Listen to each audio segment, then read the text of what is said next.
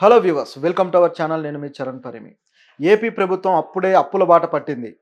అదేంటి ఎప్పుడో అప్పుల పాలైంది గదా అంటారా? లేదు, కొత్త ప్రభుత్వం వచ్చింది గదా! కూటమి ప్రభుత్వం. ఈ ప్రభుత్వం కూడా గత ప్రభుత్వంలాగే అప్పుల బాట పట్టిందనమాట. 3000 కోట్లకి బాండ్స్ రిజర్వ్ బ్యాంక్ ఆఫ్ ఇండియాకి మన గవర్నమెంట్ ఇస్తూ ఉంది. సో, ఇప్పుడు అవి వేలానికి వచ్చాయన్నమాట. వాటిని వేలానికి పెడుతుంది reserve bank of India. So, అసలు ఏంటి ఈ బాండ్స్ పరిస్థితి ఏంటి? ఈ మన ఏపీ ఎంత అప్పు చేసింది? ఇంకా ఎంత అప్పు చేస్తూ ఉంది? నిజానికైతే బాగా డెవలప్ అయింది. 50 రోజుల్లో చంద్రబాబు గారు మొత్తం అలా మార్చేశారు రాష్ట్రాన్ని అన్నట్టుగా అందరూ మాట్లాడుతున్నారు కానీ, ప్రస్తుత పరిస్థితి అయితే ఇంకా లోటు బడ్జెట్‌లోనే ఉంది. మన ఖజానాలో డబ్బులేమి పెద్దగా లేవు. అంటే గత ప్రభుత్వం గూడా ఈ విధంగా బాండ్స్ పెట్టి ఎన్నో కోట్ల రూపాయలు ఈ విధంగా తెచ్చిన పరిస్థితి ఉంది. దాని గురించి కూడా మాట్లాడదాం. అలాగే ప్రస్తుతం గూడా గవర్నమెంట్ ఎన్ని కోట్ల రూపాయలు బాండ్స్ పెట్టి తెస్తుంది, ఇంకా ఏం జరగబోతుందనే విషయం కూడా మనం మాట్లాడదాం. అయితే ఇదొక్కటే గాదు, అనేక స్టేట్స్ ఉన్నాయి. సో, ఓవరాల్‌గా దీని మీద ఒక లుక్ ఏద్దాం. అసలు ఏంటి స్టేట్స్ ఇప్పుడే బిల్లు గూడా ప్రకటించడం ఈ మన బడ్జెట్ గూడా వచ్చింది.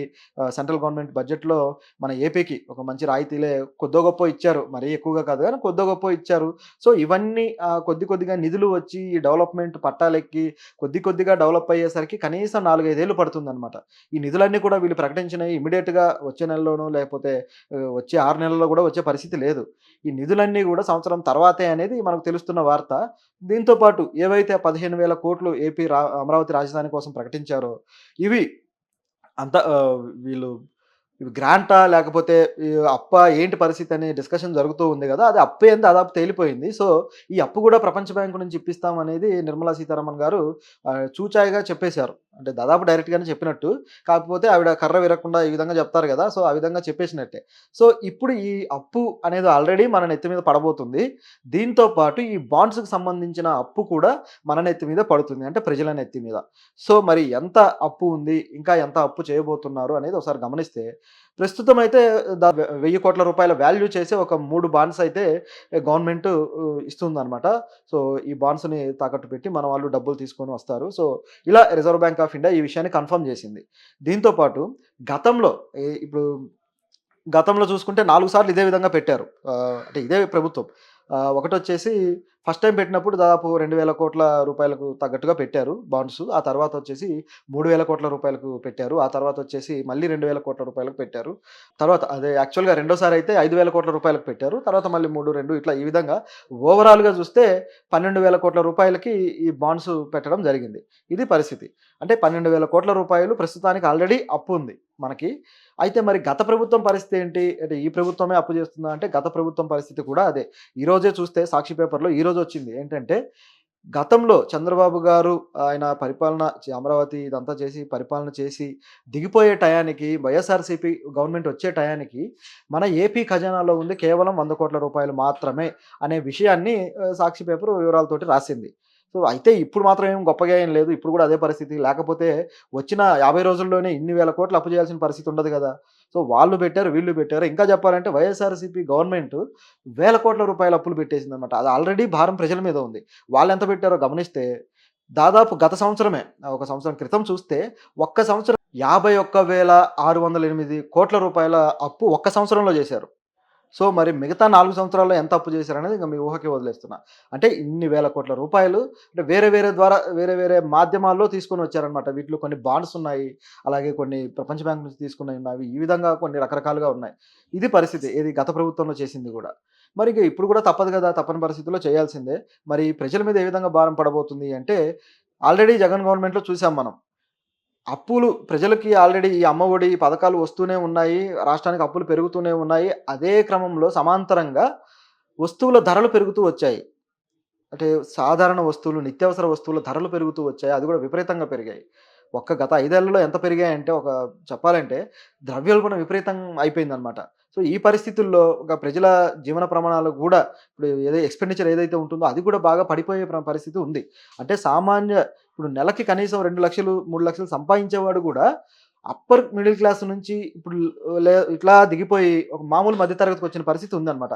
ఆ ఎక్స్‌పెండిచర్ అంతగా పడిపోతున్న పరిస్థితి ఉంది. సో, ఇది అంటే ఈ ద్రవ్యోల్బణం వల్ల జరిగేది. కాబట్టి అప్పులు పెరిగితే ప్రజల మీద భారం, ధరల పెరుగుదల గావచ్చు, భారం కావచ్చు, ఇదంతా గూడా వాళ్ళ జీవన ప్రమాణాలు దెబ్బతీసే పరిస్థితుల్లో ఉంటుంది.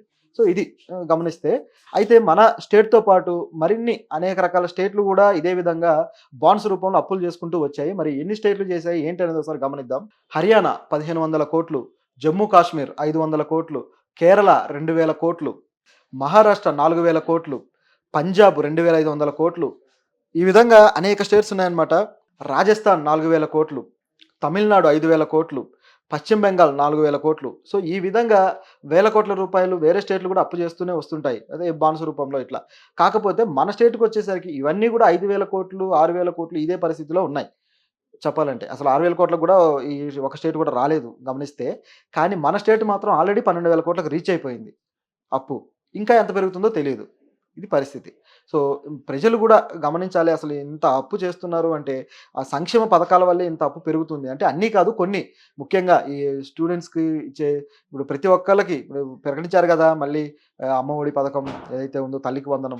సో, ఈ తల్లికి వందనం పథకంలో ప్రతి విద్యార్థికి రూ. 15,000 ఇస్తా ఉన్నారు. విద్యార్థి చేతికే డబ్బులివ్వటం వల్ల అవి ఖర్చయిపోయి చివరికి విద్యా సంస్థలకి ఆ డబ్బులు చేరక వాటికి స్కాలర్‌షిప్ వాటికి ఏవైతే ఫీజులుంటాయో ఆ ఫీజులు గావచ్చు, ట్యూషన్ ఫీ గావచ్చు ఇవన్నీ చేరక చివరికి మళ్ళీ వాళ్ళ విద్య కుంటుపడే పరిస్థితి కూడా ఏర్పడుతూ ఉంది. ఈ సిస్టమ్ చేంజ్ చేసుకోవాల్సిన అవసరం ఉంటే, దీన్ని చేంజ్ చేయకుండా పైగా మీరు ఎందుకు ఇవ్వట్లేదు అని చెప్పేసి మళ్ళీ డిమాండ్ చేసి మరీ డబ్బులు తీసుకొని, చివరికి మనమే భారం పెంచుకుంటున్నాం అనేది వాస్తవం. సో, సంస్థాగతంగా ప్రజలు విద్య కావాలంటే విద్య మాత్రమే కావాలి. అది ఏ విధంగా ఇవ్వాలనేది ఆలోచించాలి.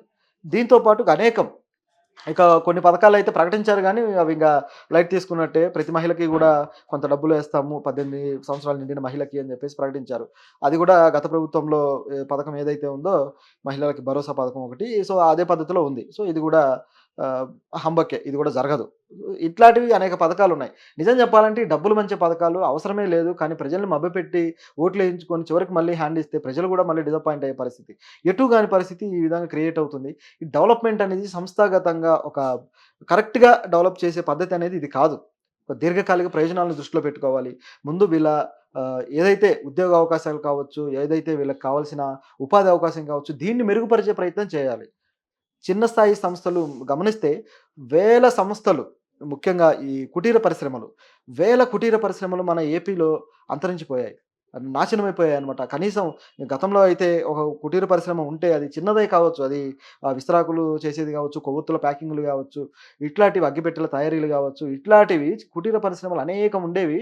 సో, వీటి వల్ల మహిళలకి గ్రామాల్లో లేదా టౌన్‌లలో ఉపాధి అవకాశాలు దొరికాయి. కానీ ఇప్పుడు ఆ పరిస్థితి లేదు. కేవలం వాళ్ళకి డబ్బులు గవర్నమెంట్ ఇవ్వడమో, ఆ డబ్బులతో గడవడం అనే పరిస్థితి ఏర్పడిపోయి, చివరికి ఒక సిస్టమ్‌ని దెబ్బతీసినట్టయింది. సో, ఇలాంటి పరిస్థితుల్లోనే ఈ అప్పులు రాష్ట్రాలు చేస్తూ వస్తాయి. ఈ భారం ప్రజలు భరిస్తూ రావాల్సిన పరిస్థితుంది.